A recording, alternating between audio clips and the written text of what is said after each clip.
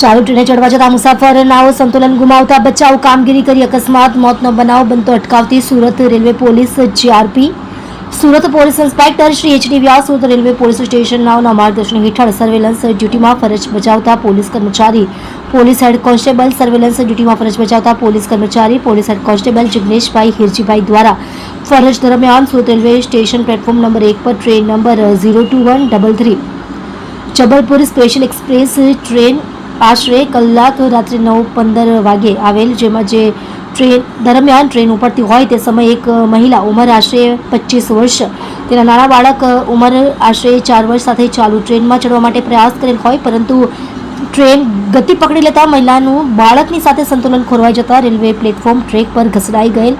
Railway platform track અને ટ્રેનના gap તરફ ગંભીર રીતે ખેંચાવા લાગેલ. જે સમયે ફરજ પર કાર્યરત હેડ કોન્સ્ટેબલ જિગ્નેશભાઈ નાઓએ પોતાની જાનની પરવાહ કર્યા વગર એક પણ ક્ષણનો વિલંબ ન કરતા સમય સૂચકતા દાખવી તાત્કાલિક મહિલાને પ્લેટફોર્મ તરફ ખેંચી લીધેલ. ત્યાં હાજર અન્ય પેસેન્જરે પણ મદદ કરેલ.